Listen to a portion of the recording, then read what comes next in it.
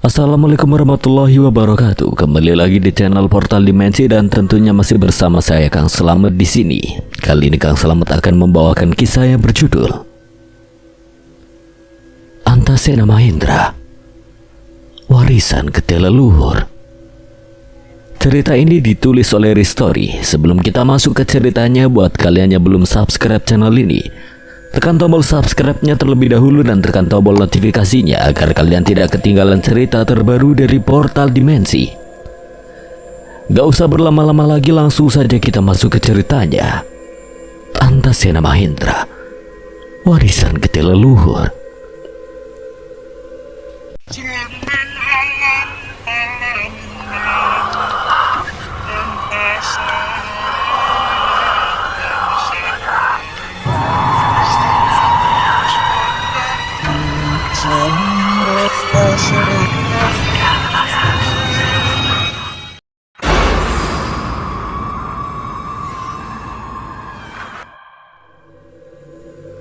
Aku menghembuskan nafas panjang, tapi perasaanku justru makin tidak tenang.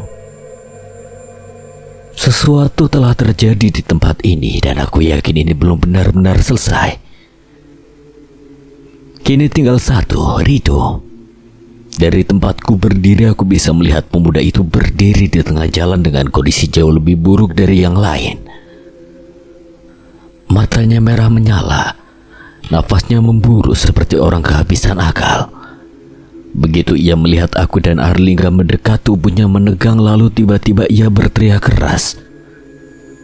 Sebelum aku sempat bicara, tangannya sudah meraih batu di tanah dan melemparkannya ke arah kami. Awas! Batu itu menghantam tanah dengan bunyi keras. Rido tidak berhenti, ia justru meraih batang pohon kering di dekatnya lalu mengayunkannya liar. Dengan tenaga yang jelas tidak sebanding dengan tubuhnya. Aku langsung sadar ini berbeda. Tenaganya beda dari yang lain. Kita gabung dari dua arah link. Kami langsung bergerak. Arlingga maju dari depan dan memancing perhatian, sementara aku memutar pelan dari samping, menjaga jarak agar tidak memicu amukan lebih cepat. Tapi Rido sudah terlanjur liar, ia menyerang membabi buta. Teriakannya bercampur tawa dan tangis yang bikin dada sesak mendengarnya. Saat kulihat celah, aku langsung melompat dari belakang untuk mengunci kedua tangannya. Namun begitu tubuhku menempel, Rido justru mengamuk lebih keras. Tenaganya meledak, hampir saja ia melemparku jatuh. Tanjun! Aku mengeraskan rahang dan memperkuat kuncian. Seluruh tenagaku kupusatkan untuk menahan tubuh Rido yang meronta seperti orang kehilangan kesadaran. Urat di lehernya menegang, matanya melotot kosong.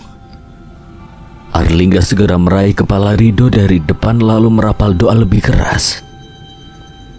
Suaranya bergetar tapi tidak putus. Aku ikut menekan tubuh Rido sekuat tenaga, menjaga posisinya tetap terkunci. Keluar! Beberapa detik terasa panjang dan menegangkan. Tiba-tiba tubuh Rido mendadak kaku, lalu ambruk lemas dalam pangkuanku. Nafasnya tersengal keras, keringat membasahi wajahnya. Aku dan Arlingga sama-sama terengah, tapi kami tidak langsung melepas sebelum benar-benar yakin. Pelan-pelan kami membaringkan Rido di pos ronda. Sejajar dengan yang lain, lampu bohlam di atas bergoyang pelan. Cahayanya menerangi 5 tubuh yang tergeletak lemah. Aku mengusap keringat di pelipis, masih merasakan sisa adrenalin berdenyut di dada. Ini bukan kerasukan biasa. Seperti ada yang sengaja merasuki mereka. Aku menatap Rido lalu ke arah jalan gelap di depan. Perasaan tidak enak itu belum hilang. Tapi siapa yang melakukannya? Entahlah, kita tunggu sampai salah satu dari mereka sadar. Beberapa saat berlalu dalam keheningan yang menekan. Lalu tiba-tiba Rido tersentak bangun dengan napas terengah. Matanya membelelak panik, tubuhnya langsung menegang. Jangan dekat-dekat. Tenang, Do. Ini aku, Arlingga sama Juna. Kalian beneran? Iya, kamu aman sekarang. Aku kira aku udah mati. Ceritain pelan-pelan apa yang terjadi. Aku ikut menyimak, mencoba membaca setiap perubahan di wajah Rido. Ia menarik napas dalam sebelum akhirnya bicara dengan suara bergetar. Ada penari di tengah jalan pakai lonceng di kakinya. Awalnya cuma nari. Kita samperin buat negur, terus asap hitam keluar. Kang Soleh sama yang lain langsung kerasukan. Aku mau lari tapi gak bisa. Aku dan Arlingga saling pandang singkat. Dadaku makin berat. Sebelum aku pingsan, dia sempat nanya sesuatu ke aku. Siapa yang dia cari? Dia nanya di mana keberadaan keturunan Wirabumi dan Wiratama. Kalimat itu seperti menghantam dadaku langsung. Tanganku refleks mengepal. Di sampingku Arlingga jelas menegang. Beberapa detik kami sama-sama diam. Kamu jawab apa? Aku bilang gak tahu. Aku memang gak ngerti. Setelah itu semua gelap. Aku mundur sebentar, berusaha menenangkan pikiran yang mulai berisik. Jadi benar yang dicari itu kami. Keturunan Wirabumi, aku dan Wiratama Arlingga. Selama ini kami sengaja menutup rapat soal itu, bahkan dari teman sendiri. Apa kalian kenal keturunan Wirabumi dan Wiratama? Sudah, tidak usah dibahas lagi. Yang penting kalian masih selamat. Aku menangkap maksudnya dan ikut mengangguk kecil. Untuk sekarang memang lebih baik begitu. Setelah memastikan kelima warga mulai pulih, aku dan Arlingga duduk bersandar di tiang pos ronda. Malam kembali sunyi, tapi bukan sunyi yang menenangkan. Angin yang berembus pelan terasa membawa sesuatu yang tak terucap. Aku menatap jalan gelap tempat semua ini bermula. Dan semakin yakin, ini bukan kebetulan, bukan gangguan sesaat. Penari lonceng itu datang dengan tujuan. Dan untuk pertama kalinya malam ini aku benar-benar merasa tujuan itu adalah kami. Malam belum benar-benar pulih dari kejadian sebelumnya. Di pos ronda yang hanya diterangi bohlam redup, 5 warga masih terbaring lemah. Nafas mereka mulai teratur meski wajahnya pucat. Juna menyuruh mereka untuk pulang lebih dulu untuk melanjutkan istirahat. Kejadian mereka kerasukan bukanlah kejadian biasa. Apalagi saat mendengar cerita Rido kalau ada yang mencari mereka. Kini hanya tinggal Juna, Arlingga dan Rido yang berada di pos ronda malam itu. Rido masih memeluk kedua lututnya, sesekali menoleh ke jalan gelap yang membentang di depan mereka. Wajahnya belum benar-benar tenang, ketakutan masih menyelimuti. Namun Juna dan Arlingga masih butuh informasi darinya. Aku gak salah lihat, penari itu matanya bukan mata manusia. Juna diam menatap lurus ke arah jalan. Arlingga berdiri bersandar pada tiang, tangannya melipat di dada. Keduanya belum bicara banyak sejak Rido menyebut nama Wirabumi dan Wiratama tadi. Malam terasa menggantung seperti menunggu sesuatu. Sebenarnya mau apa dia mencari kita, Jun? Belum sempat Juna menerka dan menjawab pertanyaan Arlingga, tiba-tiba suara lonceng kembali terdengar. Rido langsung menegang mendengar suara itu, nafasnya tersendat.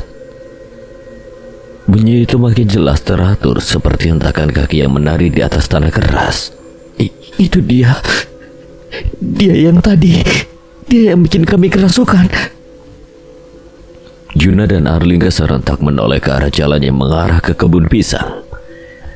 Di antara gelap dan kabut tipis, sosok itu tampak berdiri. Busana merah gelapnya bergerak pelan tertiup angin. Lonceng-lonceng kecil di pergelangan kakinya berkilat samar. Topeng merah dengan senyum melengkung dingin menatap lurus ke arah mereka. Ia tak tergesa, ia melangkah pelan. Satu hentakan kaki diikuti bunyi lonceng yang nyaring di tengah sunyi desa. Arlingga merapatkan rahangnya. Jadi dia yang kamu maksud? Iya, dia. Penari itu berhenti beberapa meter dari pos ronda. Kepalanya sedikit dimiringkan, seolah mengamati 3 pemuda di hadapannya seperti menilai barang yang hendak dibeli. Akhirnya aku bertemu juga. Capnya ringan, suaranya lembut, tapi ada sesuatu yang menusuk di baliknya. Keturunan Wirabumi dan Wiratama. Juna tidak langsung menjawab, namun sorot matanya berubah tajam. Apa maumu? Penari itu terkekeh pelan, lonceng di kakinya berbunyi lirih ketika ia melangkah 1 langkah lagi. Aku hanya ingin mengambil pusaka leluhur yang ada pada kalian. Bajragada dan pelatih Kutrawinata. Juna dan Arlingga seketika berdiri dari duduknya. Mereka menyuruh Rido untuk tetap di pos ronda apapun yang terjadi. Kedua pemuda itu melangkah lebih dekat ke arah penari itu. Untuk apa kau mencari pusaka kami? Kau tidak perlu tahu aku mencarinya untuk apa. Lebih baik berikan tanpa perlawanan. Maka nyawa kalian akan kubiarkan hidup. Kau pikir kami akan membiarkannya begitu saja? Sudah kuduga kalau begitu akan aku paksa. Tiba-tiba ia menghentakkan kaki ke tanah 3 kali. Udara di sekitar mereka berubah. Angin yang semula dingin mendadak berputar liar dari tanah di sekitar jalan dan kebun pisang. Asap hitam mulai merebas keluar, mula-mula tipis seperti kabut, lalu menebal dan menggumpal. Asap itu membentuk wujud, tengkorak-tengkorak dengan tubuh setengah kabut muncul dari dalam tanah. Mata mereka kosong, rahang bergerak-gerak tanpa suara. Tulang-tulang berderak saat bangkit sepenuhnya. 1, 2, lalu semakin banyak. Mereka adalah arwah-arwah pendendam yang terikat pada kebencian dan kematian. Kita lihat apakah kalian bisa mengatasi ini. Juna merasakan hawa berbeda dari sosok-sosok itu. Amarah begitu menyeruak. Ini bukan sekedar ilmu pemanggil biasa, ini panggilan dari alam yang lebih dalam. Doa biasa gak akan cukup untuk mengatasi makhluk itu. Arwah pertama melesat maju dengan kecepatan tak wajar. Tangannya yang tinggal tulang mengarah ke leher Arlingga. Juna segera menarik Arlingga ke belakang, sementara Juna menghindar tipis dari sapuan kabut yang hampir menyentuh wajahnya. Arlingga mengangguk singkat, tak ada pilihan lain. Juna mengepalkan tangan kanannya. Dalam satu tarikan nafas, ia memusatkan tenaga pada pusaka yang selama ini tersembunyi dalam darahnya. Kilatan cahaya samar muncul dari lengannya, udara bergetar pelan. Lalu terdengar suara halus seperti guru jauh di balik langit. Pusaka Bajragada tergenggam di tangan kanannya. Sementara itu Arlingga merogoh balik jaketnya dan menarik keluar belati kecil dengan bilah keperakan yang memantulkan cahaya pucat lampu pos ronda. Belati Kutrawinata. Begitu pusaka itu sepenuhnya terbuka dari selubungnya, hawa di sekitar berubah. Arwah-arwah pendendam mendesis seolah mengenali sesuatu yang berbahaya. Di kejauhan penari justru berdiri tenang. Kepalanya sedikit terangkat seperti penonton yang akhirnya mendapatkan bagian paling menarik dari pertunjukan. Itu dia, pusaka Prabu Kertabumi dan Pati Wiratama. Arwah-arwah itu menyerbu bersamaan.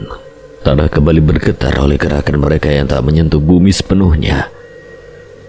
Arlingga melangkah maju lebih dulu dalam satu gerakan menyilang.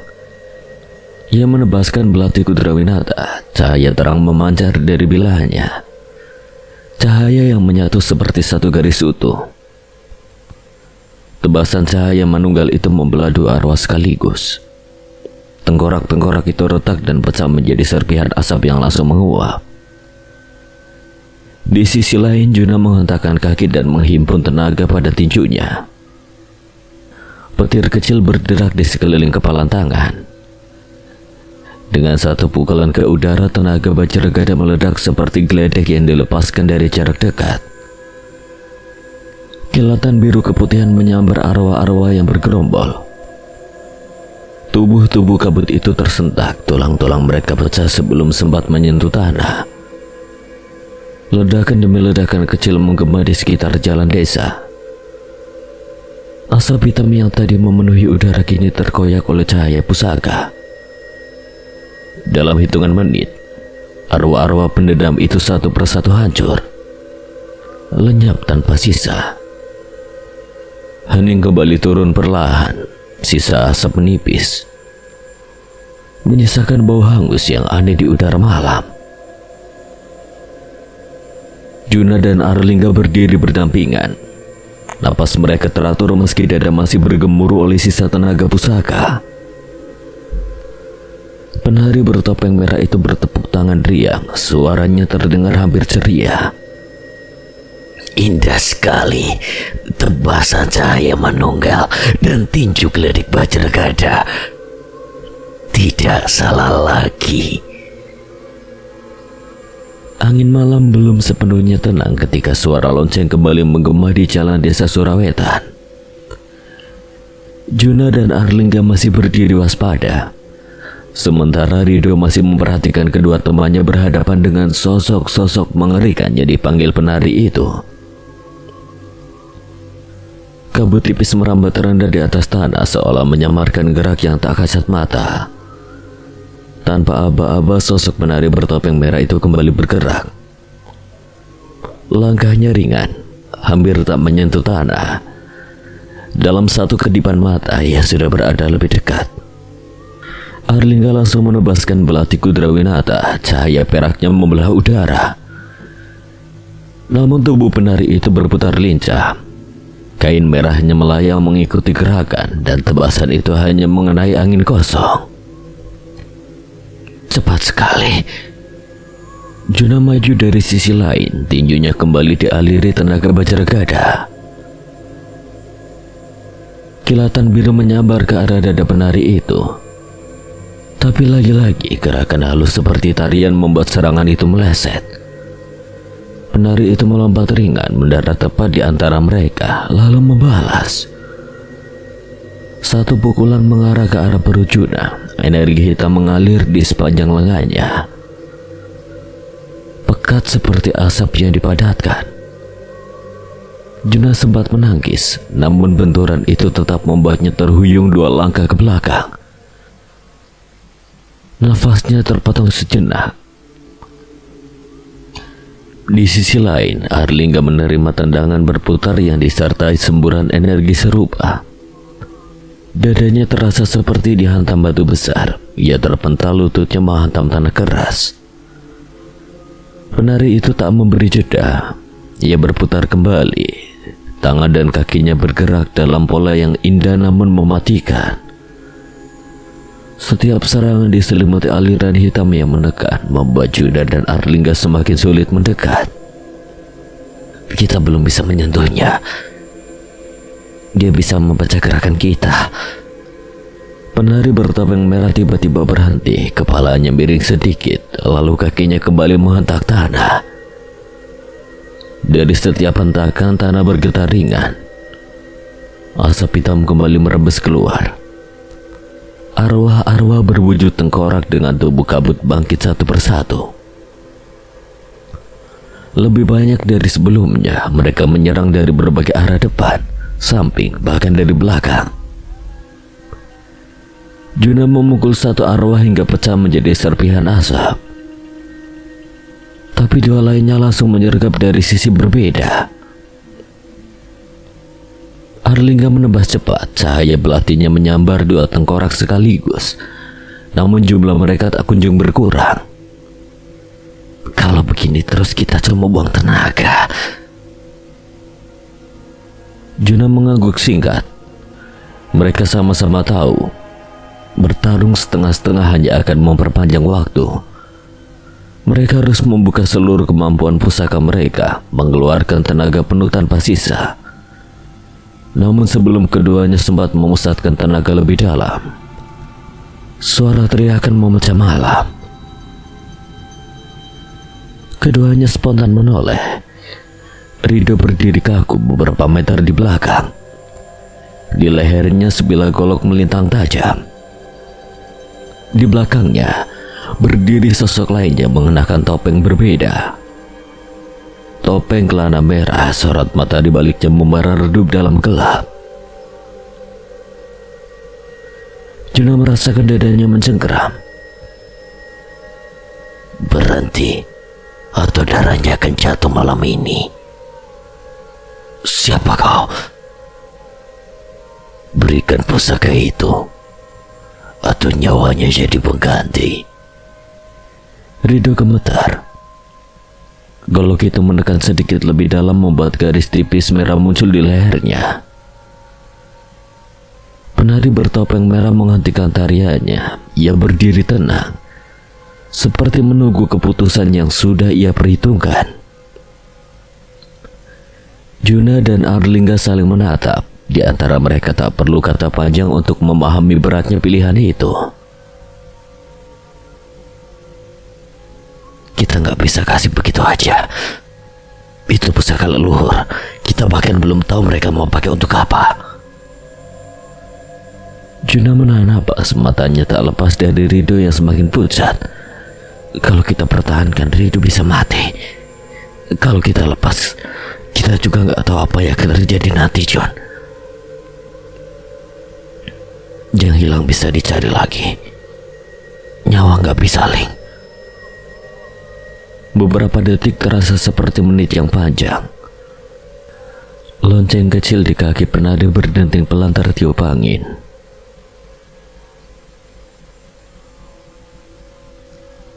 Cepatlah buat keputusan sebelum kepala temanmu itu terpisah dari tubuhnya.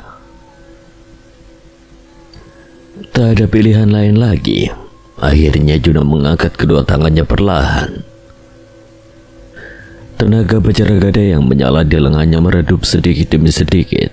Ia berlutut lalu meletakkan pusaka itu di tanah di hadapannya. Jun, kita pikirkan nanti. Sekarang yang penting Rido hidup. Rahang Arlingga mengeras. Ia menoleh ke arah Rido, melihat kalau kita masih menempel di leher temannya. Dalam hembusan nafas panjang, ia pun menurunkan belati Kudrawinata. Cahaya peraknya meredup, lalu ia meletakkannya di samping pusaka Juna. Penari bertopeng merah terkekeh pelan. Keputusan yang manusiawi. Namun tepat ketika keduanya melepaskan kewaspadaan, salah satu arwah yang masih tersisa melesat cepat dari sisi kanan. Serangannya tak terduga, tubuh Juna dan Arlingga terpental bersamaan, menghantam tanah dengan keras. Pusaka yang baru saja mereka letakkan terguling beberapa jengkal. Dalam satu gerakan ringan, penari bertopeng merah sudah berada di tengah jalan. Ia memungut Bajragada dan belati Kudrawinata dengan gerakan anggun, seperti mengambil properti tariannya sendiri. Ternyata merebutnya di masa depan sangatlah mudah.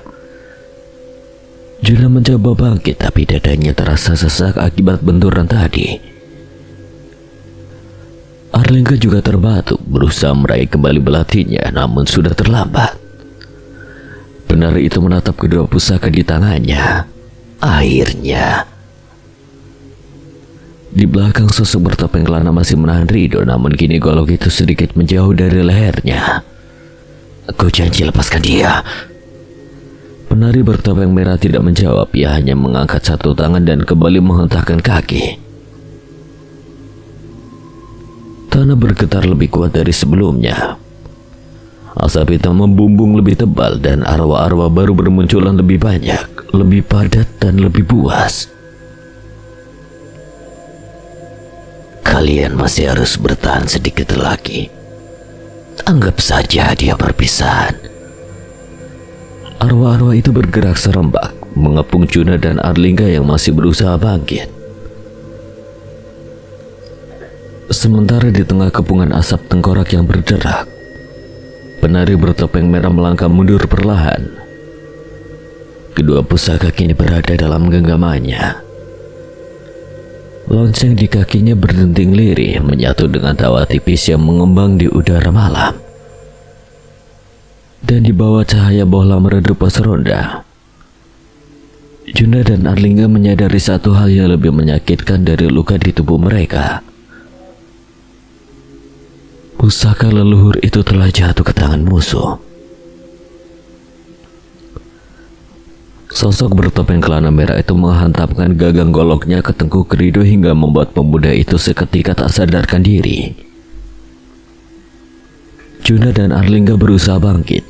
Meski tanpa pusaka, mereka harus menghadapi arwah-arwah pendendam yang dipanggil penari itu sebelum arwah itu menyerang warga desa. Tanpa pusaka kita mungkin ini akan menjadi lebih sulit.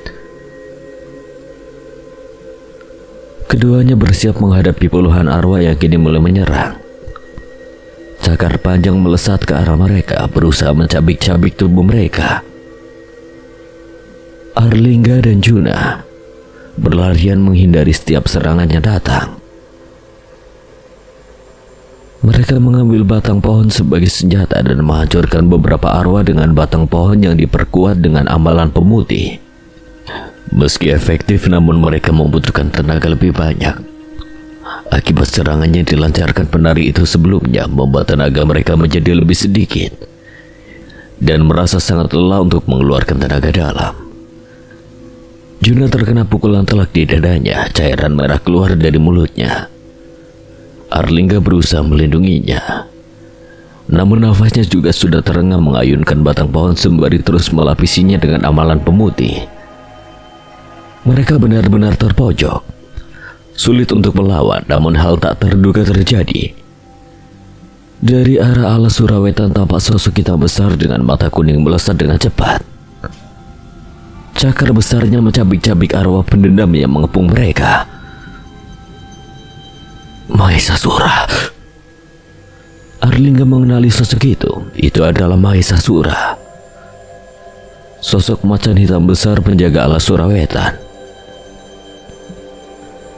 Salah satu hutan keramat yang berdekatan dengan desa mereka. Biasanya sosok itu tidak pernah masuk ke wilayah desa. Melihatnya datang membantu mereka sudah membuat Arlingga terkejut sekaligus bertanya-tanya mengapa Mahesasura memasuki desa dan membantu mereka. Alas Jatiluhur malam itu sunyi dengan cara yang tidak wajar. Deretan pohon jati menjulang tinggi. Batang-batangnya berdiri kaku seperti penjaga bisu yang tidak pernah tertidur. Angin hanya berembus tipis, cukup untuk membuat daun-daun kering bergesekan lirih. Di antara bayangan batang-batang besar itu, dua pemuda berjalan tanpa banyak bicara. Salah satu pemuda itu mengenakan kalung dengan bandul keris perak menggantung di dadanya. Wajahnya tenang tapi sorot matanya tajam. Waspada pada tiap gerak di sekelilingnya, yang kedua berjalan sedikit di belakang. Rambut gondrongnya sebahu tergerai berantakan. Rahangnya tegas, tubuhnya tegap dengan aura sangar yang tidak perlu dibuat-buat. Langkah mereka tidak tergesa, namun juga tidak santai. Tujuan mereka jelas. Gua Jatiluhur yang tersembunyi di balik lereng kecil tak jauh dari tengah hutan. Di sanalah salah satu pusaka para leluhur disimpan. Atau setidaknya seharusnya masih berada di sana. Kau yakin pusaka itu sudah hilang? Pemuda berkalung keris itu menjawab singkat. Beberapa hari lalu leluhurku mendatangiku lewat mimpi. Dia menyuruhku untuk memeriksa keris Jatiluhur. Siapa yang berani mengambil pusaka itu? Yang pasti dia bukan sosok sembarangan, apalagi pusaka itu dijaga oleh Ingon penjaga. Lalu apa yang akan terjadi kalau pusaka itu dicuri? Pusaka itu dapat membuka gerbang menuju alam yang diinginkan penggunanya. Jika jatuh di tangan yang salah, bisa berbahaya. Ditambah lagi ingon penjaganya juga bisa lepas kendali. Tak lama kemudian langkah mereka melambat. Beberapa meter di depan, mulut gua tampak menganga dalam gelap. Namun yang membuat udara terasa lebih berat bukanlah gua itu, melainkan sesuatu yang berkeliaran di sekitarnya. Bayangan-bayangan kecil bergerak di antara akar dan batu. Mata-mata redup menyala dari balik semak. Demi Talas. Kenapa setan-setan cecenguk itu berkeliaran di sini? Pasti terjadi sesuatu di dalam. Jumlahnya tidak sedikit, puluhan mungkin. Tubuh mereka kurus, kulitnya keabu-abuan. Wajahnya lebih menyerupai bangkai hidup daripada makhluk utuh. Mereka tidak mendekat, hanya berdiri melingkar di sekitar mulut gua. Menatap dua pemuda itu seperti melihat mangsa yang baru saja masuk perangkap. Suasana hening namun penuh tekanan. Pemuda berkalung keris itu memiringkan kepalanya sedikit. Kita terobos. Andanu, jangan buang waktu. Andanu, pemuda gondrong itu hanya mengangguk pendek. Ia meregangkan lehernya hingga terdengar bunyi retakan halus. Kedua tangannya dikepalkan, otot-ototnya menegang di bawah kulit. Aku duluan. Sementara itu pemuda berkalung keris menggenggam bandul perak di dadanya. Dalam satu tarikan nafas, cahaya putih tipis memancar dari sela jemarinya. Bandul kecil itu memanjang, membesar hingga berubah menjadi keris utuh seukuran normal.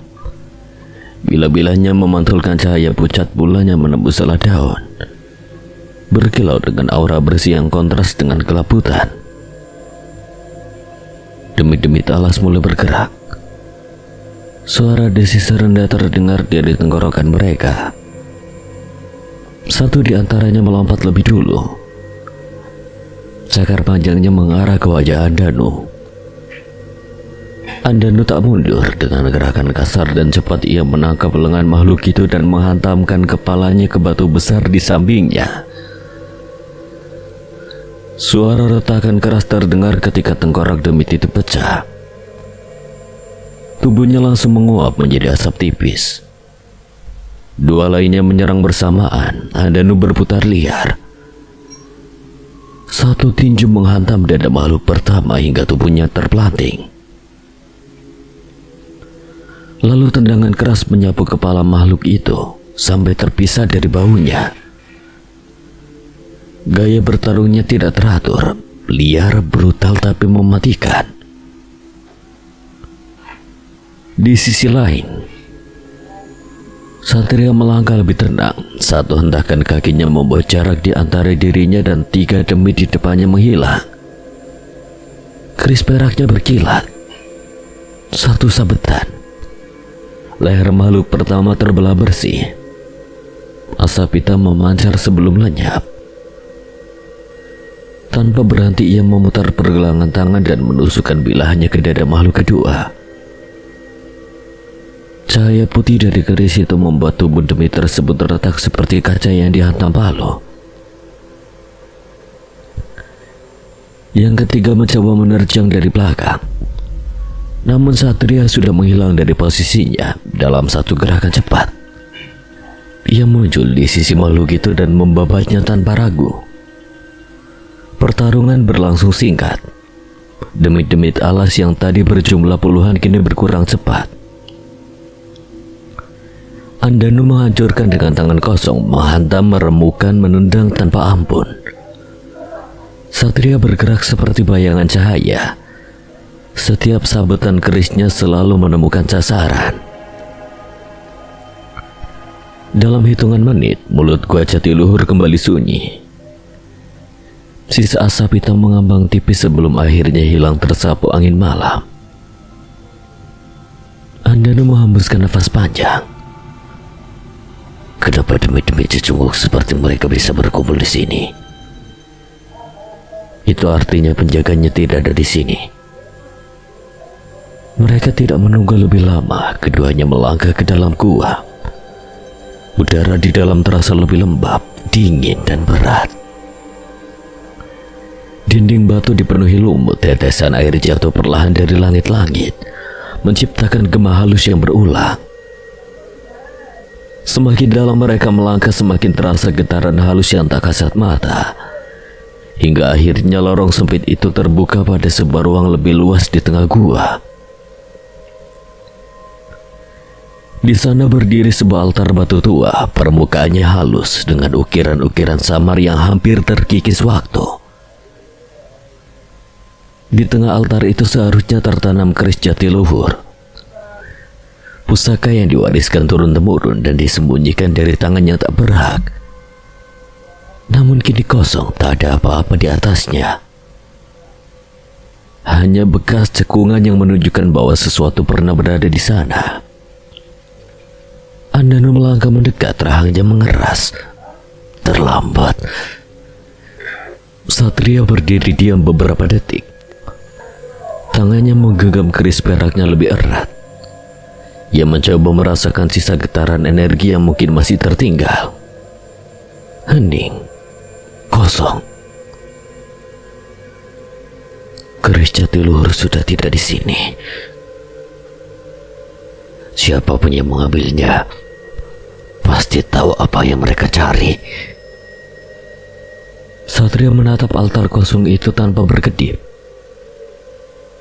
Di dalam dadanya perasaan tak enak mulai tumbuh, bukan hanya karena pusaka itu hilang, tapi karena ia tahu ini bukan kejadian terpisah. Seseorang sedang mengumpulkan pusaka para leluhur dan mereka sudah melangkah lebih dulu. Lalu apa yang harus kita lakukan sekarang? Satria berpikir sejenak. Ia bisa melacak keberadaan keris jatiluhur berada. Namun untuk saat ini dirinya lebih memikirkan kemana ingon penjaga keris itu pergi. Jika dibiarkan bisa banyak orang menjadi korban ingon itu. Terlebih lagi, pusaka jatiluhur yang menahannya juga sudah hilang. Pastinya ingon itu lepas kendali dan menghancurkan segalanya atau bahkan memangsa manusia. Kita cari ingon penjaga keris itu dulu. Bisa bahaya jika dibiarkan begitu saja. Mereka bergegas. Dengan kemampuan Satria, kedua pemuda itu bergerak mengikuti residu energi yang dirasakan menuju sebuah desa yang berdekatan dengan alas jatiluhur. Sementara itu di pendopo padepokan Teratai Putih yang juga tidak jauh dari alas jatiluhur, tampak beberapa orang sedang berbincang. Mahendra duduk bersila berhadapan dengan Panji. Di sisi kirinya Reza tampak menyimak dengan wajah serius. Sementara Kuncoro sesekali melirik ke arah Kisagara yang duduk tenang di kursi kayu berukir sederhana. Di samping sang pemimpin padepokan itu, Kirano menopang dagu dengan tangan.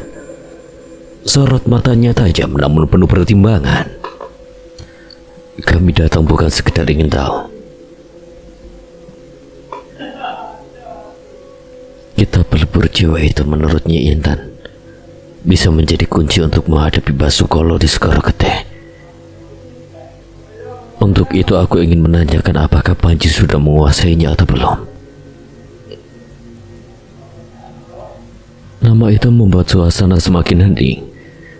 Reza menelan ludah sementara Kuncoro mengangguk pelan seakan membenarkan keseriusan niat mereka. Kitab pelebur jiwa bukan sekedar ilmu untuk memperbesar tenaga dalam atau memperkuat tenaga.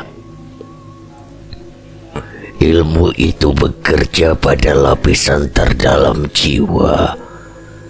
Ia melebur amarah, keserakahan dan ketakutan, lalu menjadikannya satu tenaga yang utuh.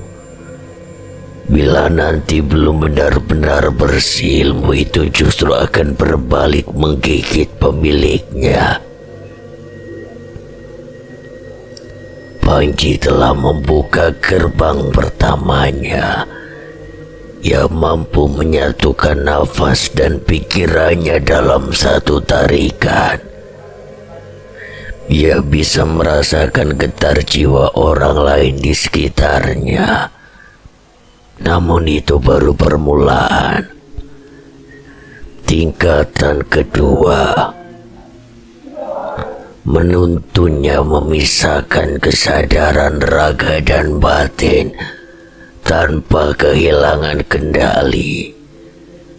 Disinilah banyak orang gagal jika tidak seimbang jiwa bisa tercabut dari raga. Lalu, tingkatan akhirnya, peleburan sempurna, di mana jiwa dan raga tidak lagi berdiri sendiri. Setiap gerak menjadi doa, setiap niat menjadi tenaga. Pada tahap itu serangan musuh tak hanya ditangkis oleh tubuh, tapi oleh kesadaran yang menyatu dengan alam. Dan jangan kau kira itu bisa dicapai dalam hitungan bulan. Aku menyaksikan sendiri Kakang Sagara berlatih puluhan tahun, bahkan sekarang pun beliau masih terus mengasahnya. Tapi waktu kita tidak banyak. aku tidak akan berhenti di tengah jalan. Jika memang harus mempertaruhkan jiwa untuk menyempurnakannya, aku siap. Semangat saja tidak cukup. Aku tahu, Ki. Tapi jika Basukolo benar akan bangkit sepenuhnya, kita tidak punya pilihan. Air yang menetes tidak akan melubangi batu dalam sehari. Namun jika ia jatuh di tempat yang sama tanpa henti, batu sekeras apapun akan menyerah. Ketekunanmu itulah yang akan mempercepat langkahmu, Panji. Mahendra merasakan keyakinan itu menular. Ia sempat membayangkan Segoro Gede, tempat yang namanya saja sudah menggetarkan dada. Jika kita pelebur jiwa benar-benar mampu menjadi penyeimbang kekuatan Basukolo, maka harapan masih ada. Namun ketenangan itu tidak berlangsung lama. Dari arah gerbang padepokan terdengar langkah tergesa. Seorang murid berlari memasuki pendopo, nafasnya terengah. Ia bersujud cepat di hadapan Ki Sagara. Ki, mohon maaf mengganggu. Kepala desa dari desa sebelah datang memohon pertolongan. Ada apa? Beberapa warga hilang, Ki. Mereka diduga diculik Dedemit. Ada saksi melihat sosok besar di hutan perbatasan Alas Jatiluhur. Bentuknya seperti genderuwo, tapi sebesar buto. Jadi buto atau genderuwo? Apa mungkin itu jenis baru? Namanya buwo, hasil kawin genderuwo dengan buto. Mahendra seketika menjitak kepala kedua pemuda itu. Ini bukan waktunya untuk bercanda. Nyawa seseorang sedang dalam bahaya, terlebih lagi mendengar nama Alas Jatiluhur. Kiranu berdiri lebih dulu. Jika benar sebesar buto itu bukan Dedemit sembarangan, apa mungkin itu Ingon penjaga Jatiluhur? Ki Sagara segera bangkit perlahan. Aura wibawanya seketika memenuhi pendopo. Kemungkinan yang dikatakan Panji membuatnya cemas. Ayo kita ke sana jika benar itu Ingon penjaga gua Jatiluhur. Mereka dalam bahaya. Ingon penjaga? Di Alas Jatiluhur terdapat sebuah gua yang dijaga oleh Ingon penjaga. Makhluk itu menjaga pusaka yang berada di sana. Apa makhluk itu suka menyerang warga?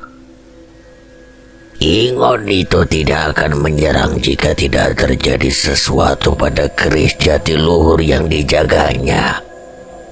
Mahendra, Panji, Reza, dan Kuncoro melangkah cepat menyusuri jalan tanah menuju desa Jatiluhur. Desa yang berbatasan langsung dengan Lemah Putih. Di belakang mereka Kisagara dan Kirano berjalan dengan langkah mantap. Wajah keduanya tenang namun sorot mata menyiratkan kewaspadaan penuh. Begitu memasuki gerbang desa, hawa yang menyambut terasa ganjil. Di sudut-sudut rumah, di bawah pohon randu, bahkan di atas genting balai desa, sosok-sosok tak kasat mata berkelebat. Beberapa memperlihatkan wujudnya. Kulitnya legam, matanya cekung, tubuh kurus dengan kuku panjang. Demi talas, jumlahnya tak sedikit. Apa yang terjadi di sini? Putra, di sana mereka lebih banyak. Itu balai desa. Tanpa menunggu lama, mereka bergegas menuju balai desa. Suara riuh terdengar dari arah sana. Tampak di balai desa, warga berkerumun dalam ketakutan. Tangis anak-anak bercampur doa lirih para orang tua. Puluhan makhluk gaib mengepung bangunan itu, seolah menanti saat yang tepat untuk menerjang. Tak perlu menunggu apa-apa. Ia melangkah maju, kedua tangannya mengepal. Nafasnya ditarik dalam, ajian Braja Musti mengalir deras di urat-uratnya. Diperkuat amalan pemutih yang telah lama ia tekuni. Ketika makhluk pertama menerjang, Mahendra menyambutnya dengan satu pukulan lurus. Dentuman keras terdengar, tubuh demit itu hancur menjadi kepulan asap hitam yang tercerai-berai di udara. Panji tak tinggal diam, keris teratai putih telah berada di genggamannya. Bilahnya memancarkan cahaya lembut namun tajam. Dengan satu putaran tubuh, ia menyabet dua demit sekaligus. Nyala kalian semua. Reza dan Kuncoro bergerak menyamping, keduanya memungut batu-batu kecil di tanah. Ajian Watu Roso mereka bangkitkan, batu pertama dilempar Reza, dan saat mengenai dada salah satu demit, ledakan kecil memercikan cahaya menghancurkan wujudnya seketika. Kuncoro menyusul, lemparannya tak meleset. Setiap batu yang meluncur berubah menjadi proyektil mematikan. Sementara itu Kisagara dan Kirano masuk ke dalam balai desa. Kepala desa yang wajahnya pucat segera menyongsong mereka. Sebenarnya apa yang terjadi di desa ini? Kami tidak tahu harus bagaimana. Mereka datang tiba-tiba dari arah alas Jatiluhur. Warga yang berada di ladang langsung diseret. Berapa yang hilang? 5 orang, Ki. 3 diantaranya kami lihat dibawa ke tengah hutan. Ini bukan sekedar gangguan. Ada yang memerintah mereka.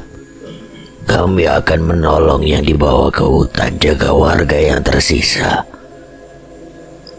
Mahendra, Panji, Reza, Kuncoro. Ke alas Jatiluhur sekarang juga. Kami berdua akan membersihkan yang tersisa di desa. Tanpa membantah, keempat pemuda itu segera bergegas. Langkah mereka cepat menembus jalan setapak menuju hutan. Semakin dalam memasuki alas Jatiluhur, suasana semakin pekat. Bau tanah basah bercampur anyir darah samar-samar tercium. Tak lama mereka mendengar suara seretan dan tangis tertahan. Dari balik rumput semak, tampak beberapa demit alas menyeret 3 warga desa menuju satu titik terbuka di tengah hutan. Di sana berdiri sosok yang membuat udara seakan membeku. Oh, jadi itu demit Puo, Buto Genderuwo. Makhluk itu tinggi menjulang, hampir setara Buto. Tubuhnya dipenuhi bulu hitam kusut. Taringnya menyembul panjang dari mulut yang menganga. Matanya merah menyala, memancarkan kelaparan buas. Wajahnya menyerupai genderuwo namun jauh lebih besar dan mengerikan. Demit-demit alas itu menunduk hormat sebelum melemparkan para warga ke hadapannya. Salah satu warga menjerit ketika tangan besar makhluk itu mencengkeram tubuhnya. 2 lainnya gemetar tak berdaya. Jangan biarkan dia memakannya. Dengan ajian Wiraga Kencana yang menguatkan raganya dan Braja Musti yang menggelak di kedua tinjunya, Mahendra melesat secepat kilat.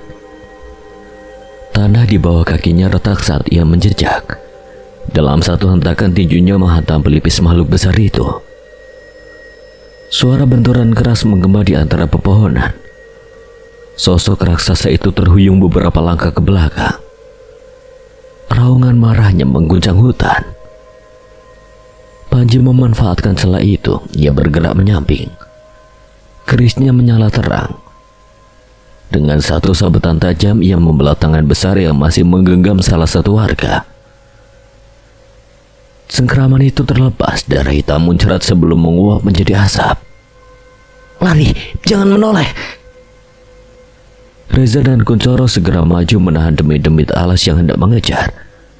Batu-batu yang diperkuat ajian Watu Roso kembali meluncur, meledak satu persatu, membuka jalan bagi warga untuk kabur menuju desa. Makhluk besar itu kini berdiri tegak kembali, matanya membara menatap Mahendra dan Panji. Nafasnya memburu, taringnya beradu menimbulkan suara mengerikan. Jelas ia bukan demit biasa, ia adalah ingon yang telah berubah menjadi pemakan manusia. Di tengah alas jatiluhur yang gelap, pertarungan sesungguhnya baru saja dimulai. Raungan makhluk besar itu mengguncang alas jatiluhur. Mahendra dan Panji berpencar seketika saat tangan raksasa berbulu hitam itu menyapu membabi buta. Tanah bergetar setiap kali kakinya menghentak. Dedaunan berjatuhan seperti hujan kering di tengah malam.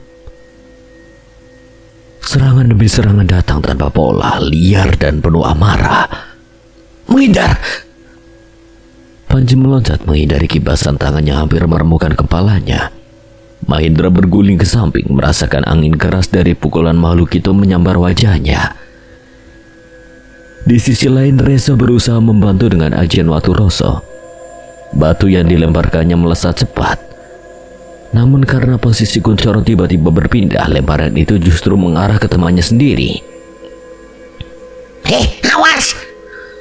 Batu itu meledak tepat di tanah di dekat kakinya. Kuncoro terlonjak-lonjak menghindar, nyaris terjatuh.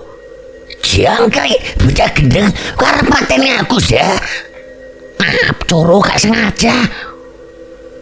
Mahendra menyadari sesuatu. Ajian Braja Musti yang tadi menghantam pelipis makhluk itu tidak memberikan dampak apapun. Makhluk ini bukan demit biasa. Tenaga dalam dan amalan pemutih saja tidak akan cukup. Panji mendekat ke arah Mahendra, menyusun rencana untuk menghadapi makhluk itu. Bagaimanapun juga Panji baru pertama kali menghadapi makhluk sebesar itu. Dirinya masih belum memahami cara mengalahkannya. Sena, bagaimana cara mengalahkannya? Incar jantungnya, biasanya itu kelemahannya. Mengingat pertarungannya melawan Surogandru dan sosok-sosok yang besarnya sama seperti makhluk yang ada di hadapannya saat ini. Baiklah, akan aku incar dari belakang. Mahendra menarik nafas panjang lalu mengangkat kedua tangannya ke atas. Madusena. Seberkas cahaya keemasan membelah udara malam, melesat turun dan berhenti tepat di genggamannya. Tombak Madusena kembali hadir bila hanya memancarkan sinar bersih yang lama tidak digunakan dalam pertempuran sebesar ini. Sudah lama Mahendra tidak memanggilnya dan kini getarannya terasa lebih berat, seolah ikut merasakan besarnya ancaman. Dengan ajian wiraga kencana mengalir di seluruh tubuhnya, Mahendra melesat. Gerakannya nyaris tak terlihat, hanya bayangan samar yang berkelit di antara serangan makhluk itu. Ia menghindari satu kibasan, melompat di atas ayunan tangan lainnya, lalu menghujamkan tombak tepat ke arah dada mengincar jantung. Namun saat ujung Madusena menyentuh kulit makhluk itu, terdengar denting keras seperti logam menghantam baja. Tubuh Mahendra justru terpental ke belakang, terhempas beberapa meter hingga menghantam tanah dan berguling. Apa? Panji memanfaatkan celah itu. Ia berlari memutar, menahan nafas agar tak terdeteksi, lalu melesat dari belakang. Keris teratai putih diarahkan tepat ke titik yang sama, jantung dari sisi punggung. Sekarang sabetan itu menghujam, namun hasilnya sama. Ada semacam perisai tak kasat mata yang melapisi tubuh makhluk tersebut. Panji terpental keras, tubuhnya menghantam batang pohon hingga kulit kayunya retak. Panji! Tidak mungkin. Tombak Madusena yang dilapisi amalan pemutih seharusnya bisa menembus kekuatan hitam. Makhluk besar itu semakin menggila. Raungannya menggelegar membuat burung-burung malam berterbangan panik. Dengan satu tarikan kasar ia mencabut pohon jati sebesar pelukan orang dewasa, lalu melemparkannya ke arah Mahendra. Mahendra meloncat ke samping tepat waktu pohon itu menghantam tanah dan memercikan serpihan kayu. Reza dan Kuncoro mencoba mengalihkan perhatian dengan hujan batu-batu roso. Ledakan demi ledakan menghantam tubuh makhluk itu, namun hanya meninggalkan asap tipis tanpa luka berarti. Latalah, lari Coro! Makhluk itu membalas dengan mencabut pohon lain dan melemparkannya ke arah mereka. Reza dan Kuncoro tak sempat sepenuhnya menghindar. Keduanya terpental cukup jauh, terjerembab di antara semak belukar. Mahendra dan Panji kini berdiri sejajar. Keringat bercucuran di pelipis mereka, namun tatapan keduanya tetap menyala. Kulitnya seperti ada pelindungnya.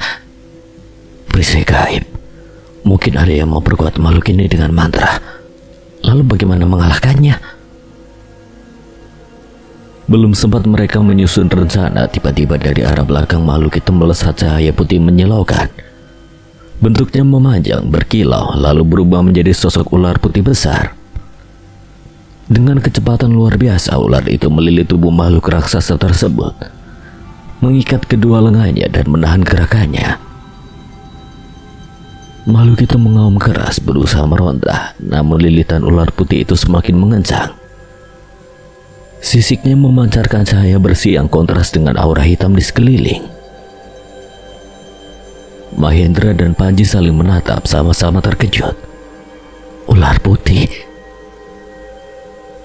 Dari balik kegelapan hutan, dua sosok berlari mendekat, salah satunya melambaikan tangan tinggi-tinggi. Cahaya dari ular putih memantulkan wajah mereka yang kini terlihat jelas. Mahendra menyipitkan mata, lalu wajahnya berubah. Satria, kamu kenal dia? Iya, dia yang mengendalikan ular putih itu. Pemuda dengan kalung berbandul keris perak itu berhenti beberapa langkah dari mereka. Nafasnya terengah namun sorot matanya tajam. Di sampingnya Andaru berdiri dengan rambut gondrong tergerai, bahunya naik turun siap kembali menerjang. Kalian butuh bantuan? Di tengah raungan makhluk pemakan manusia yang kini terbelenggu ular putih, pertemuan itu terasa seperti simpul takdir yang akhirnya terikat.